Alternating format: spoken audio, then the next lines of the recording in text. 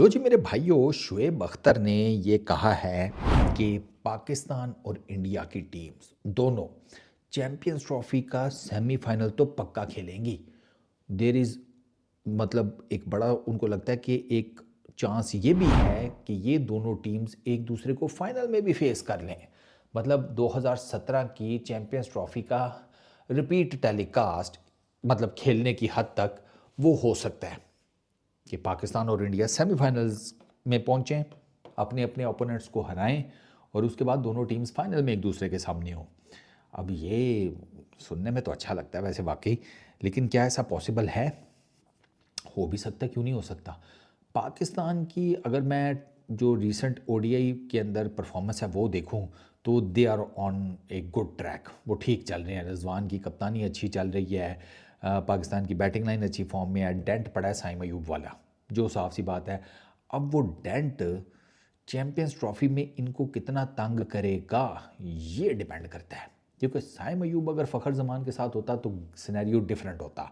लेकिन अब साइम अयूब भी नहीं है, फ़खर भी जिसे कहते हैं इंटरनेशनल क्रिकेट में कम बैक कर रहा है, और कम बैक भी सीधा वो चैंपियंस ट्रॉफी में ही करेंगे, या अगर उनको ट्राई नेशन सीरीज़ खिला दी जाए तो वो भी ज़रा बेहतर है। तो उस कॉन्टेक्स्ट में अगर मैं देखूं तो एक ये थोड़ा सा है। बाकी ओवरऑल बैटिंग लाइनअप तो फॉर्म में है, ठीक है, चल रही है, बॉलिंग भी ठीक चल रही है। हम ऑस्ट्रेलिया में भी जीत कर आए 22 साल बाद ओडीआई सीरीज़ 2-1 से। हालांकि पहला मैच हम हार गए थे, उसके बाद हमने अगले दो में कम बैक किया और दोनों जीते, बड़ी बात है। किसी को यकीन ही नहीं आ रहा था, लेकिन हम जीते। फिर उसके बाद साउथ अफ्रीका को हमने हिस्टोरिकल वाइट वॉश दिया उनके मुल्क में। वो अपनी जब से उन्होंने क्रिकेट खेलनी स्टार्ट किया अपने मुल्क में वो कभी वाइट वॉश हुए ही नहीं। हम उनको कर कर आए हैं 3 मैचेस की ओडीआई सीरीज़ में। तो पाकिस्तान का सिनेरियो जो है ना वो ठीक है। अच्छा, टीम इंडिया श्रीलंका से आपको पता है ओडीआई सीरीज़ हारी। फिर उसके बाद टीम इंडिया, अगर आप उनका अभी रिसेंटली अगर उनकी देखें बॉर्डर गवास्कर ट्रॉफ़ी में देखें, उससे पीछे न्यूजीलैंड की टेस्ट सीरीज़ वो देखें, तो इन दोनों टेस्ट सीरीज़ से ना पता है प्रॉब्लम क्या हुई है। प्रॉब्लम ये नहीं है कि उनको ये जो खिलाड़ी हैं ये कुछ बुरे हो गए या समथिंग लाइक दैट, नहीं। वो जो एक प्रेशर माउंट हुआ है ना, वो प्रेशर जो है वो गड़बड़ है इंडिया के लिए, बाकी कुछ नहीं है। प्रेशर है, इंडियन मीडिया चीख रहा है। वो रोहित को कह रहा है पोले पोले से रिटायरमेंट ले लो, वो विराट को कह रहा है कि कोई रिटायरमेंट के बारे में सोचना शुरू कर दो। वो बाकी जो बैटिंग लाइनअप है जिसमें केएल राहुल हो गया, जिसमें ऋषभ पंत हो गया, वो उनको रगड़ा लगा रहे हैं। श्रेया शायर के ऊपर ठीक ठाक डिबेट हो रही है कि इस घन चक्कर को किस चक्कर में डाल दिया चैंपियंस ट्रॉफी की टीम में। तो वो जो स्क्वाड अनाउंस हुआ है ना उसके ऊपर भी बहुत बहस हो रही है। ठीक है। अब वो करुण नायर, उसके बारे में बहुत डिबेट हो रही है कि यार उसने जब ये अपना विजय हज़ारे में इतने रन्स मारे हैं, कुछ कितनी पता नहीं 200-300 की एवरेज के साथ ये उसने जो स्कोर्स किए हैं वो इसको रखो। उसने कुछ पता नहीं कितने स्कोर किए हैं, 600-700 समथिंग या कुछ इस तरह। तो वो कह रहे हैं कि उसको रखो, वो नहीं रखा तुमने, उसकी जगह अब आप फिर वो बात हो रही है कि 3-4 आप स्पिनर्स लेकर जा रहे हैं। इतने स्पिनर्स का आपने करना क्या है, खिलाएंगे किस किस मैच में?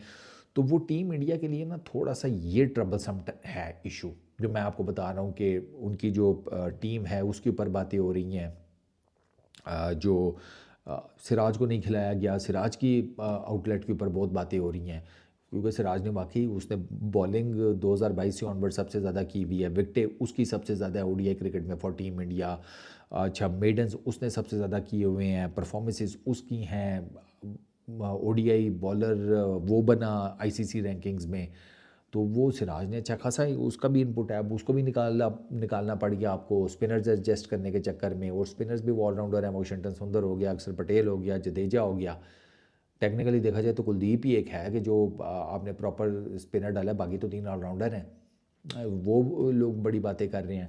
तो वो इंडिया का ना सिर्फ प्रॉब्लम ये है कि उनको ना अभी प्रेशर बहुत फेस करना पड़ रहा है अपने मीडिया की तरफ से, अपने सोशल मीडिया की तरफ से। प्लेयर्स उनमें से जिसे कहते हैं, आप ये नहीं कह सकते कि ये प्लेयर माठा है या समथिंग लाइक दैट। प्लेयर्स तो उन्होंने अपनी तरफ से ठीक ही सिलेक्ट किए हैं।